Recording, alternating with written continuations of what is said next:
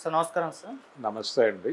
Sir Vijayasai Reddy గారికి CID వాళ్ళు shock ఇచ్చారు సార్. ఆయనకు నోటీసులు జారీ చేశారు. విచారణకు హాజరు కావాలని కూడా చెప్పారు. సో ఇప్పుడు విజయసాయి రెడ్డి వంతు వచ్చేసింది. ఆయన కూడా అరెస్టుకు రంగం సిద్ధమైపోయిందంటూ కూడా చాలామంది పోస్టులు పెట్టేస్తున్నారు సార్. మరి ఏం జరిగే అవకాశం ఉంది? ఏ ఇష్యూకి సంబంధించిన కేసు ఇది? మరి మీరేం చెప్తారు సార్? కాకినాడ పోర్టుకు సంబంధించిన కేసు ఇది. అంటే విజయసాయి రెడ్డి మీద ఈ కేసు కొత్తదేం కాదు.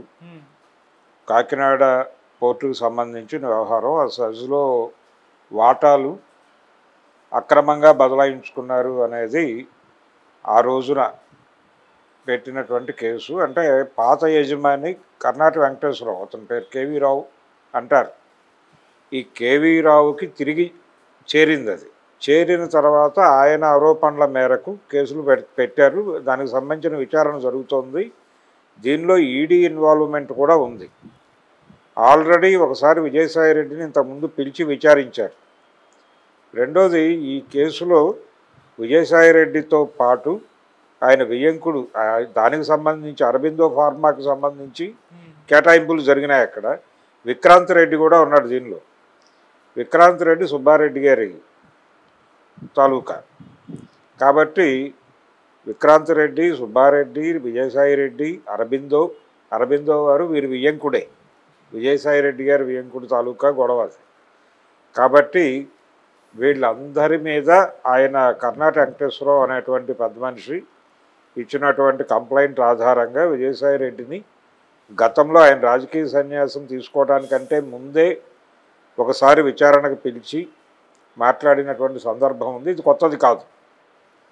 దీనికి సంబంధించి ఆయన కంప్లైంట్లో ఉన్నటువంటి నిజాలు ఏంటి, ఎవరెవరు దీనిలో పార్టిసిపెంట్స్, ఈ క్రైమ్ని ఎలా ఫైల్ చేయాలి, దీనికి సంబంధించిన డీటెయిల్స్ కోసం వారు అంటే కేవీ రావు దగ్గర నుంచి అక్రమంగా దీన్ని టేక్ ఓవర్ చేసి వైసీపీ హయాంలో చేసి అరబిందోకి అప్పచెప్పేటువంటి ప్రయత్నం జరిగింది అనేది ప్రధానమైనటువంటి కేసు. ఇప్పుడు మళ్ళీ తిరిగి వెంకటేశ్వరరావు చేతికి వచ్చింది వ్యవహారం. కాబట్టి ఆయన కంప్లైంట్లు పెడుతున్నాడు. గతంలో నా దగ్గర నుంచి ఇలా చేశారు వీళ్ళందరూ అని.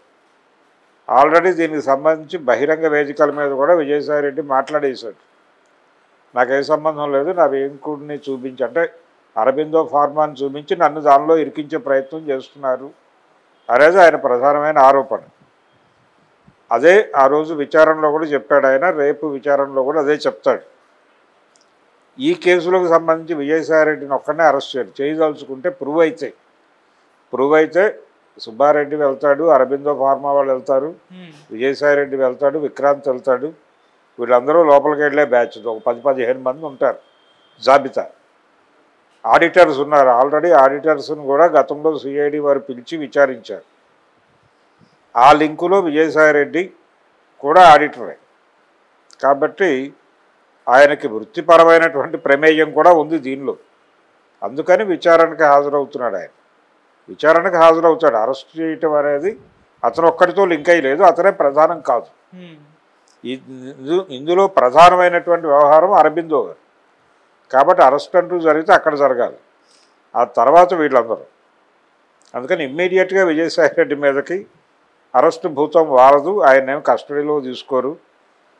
దాదాపుగా తెలుగుదేశానికి సంబంధించినటువంటి social media, main stream media మొత్తం కూడా అయిపోయింది. విజయసాయి రెడ్డి, ఆయన వియ్యంకుడు, ఆ తర్వాత విక్రాంతు, తర్వాత సుబ్బారెడ్డి వీళ్ళందరూ కూడా లోపలికి వెళ్ళిపోతున్నారు.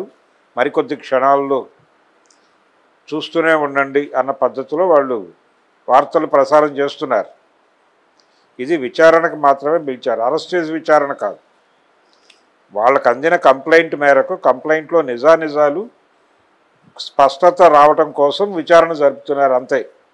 అంతకుమించి వీళ్ళేదో క్రైమ్ చేశారని ప్రూవ్ అయిపోయి కాదు.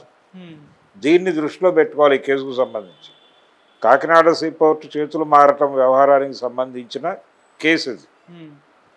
ఈ కేసుకు సంబంధించి ఆయన ఇచ్చినటువంటి కంప్లైంట్లో నిజం ఉందా అబద్ధం ఉందా అనేది తెలుసుకోవడానికి అందరి స్టేట్మెంట్స్ రికార్డ్ చేస్తున్నారు.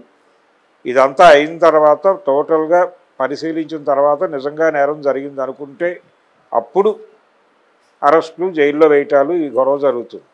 దానికి ఇంకొంచెం టైం పడుతుంది. ఇప్పుడు ఇమ్మీడియట్గా విజయసాయి రెడ్డికి వచ్చిన నష్టం ఏం లేదు. రెండోది ఆయనే ప్రధానం కాదు ఇందులో. ఆయనకంటే ముందు ముగ్గురు ఉన్నారు. కాబట్టి ఈయన నెంబర్ 4, 5, 6 అవ్వచ్చు.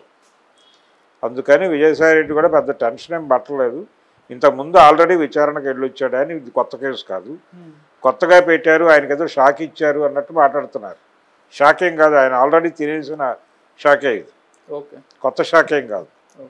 కాకపోతే రాజకీయ సన్యాసం తీసుకోవడానికి ముందు విచారణకు వెళ్ళాడు, తీసుకున్న తర్వాత ఇప్పుడు వెళ్తాడు, అంతే తేడా.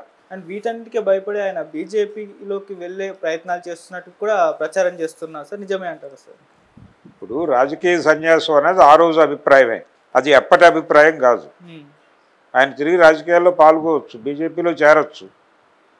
బీజేపీతో సంబంధాలు పెట్టుకునే పరిస్థితి ప్రతి కేసున్న పొలిటీషియన్కి అనివార్యంగా ఉంది కదా. జగన్మోహన్ రెడ్డి ఎందుకు ఏపీలో అంత కట్టడితో ఉన్నాడు అంటే, తన వాళ్ళని అరెస్టు చేస్తున్న సందర్భంలో ఈయన కూడా వందలాది ప్రైవేట్ కంప్లైంట్లు పెట్టించి గొడవ చేసి తెలుగుదేశం జనసేనకు సంబంధించిన నాయకుల్ని లోపలేయించవచ్చు కదా. ఎందుకు ఆ స్టెప్ తీసుకోవట్లేదు అంటే, ఆయనకి ఎక్కడో మనం ఓవర్ యాక్షన్ చేస్తే బీజేపీ ఎలా వ్యవహరిస్తుందో అనే ఒక మీమాంస ఏదో ఉంది.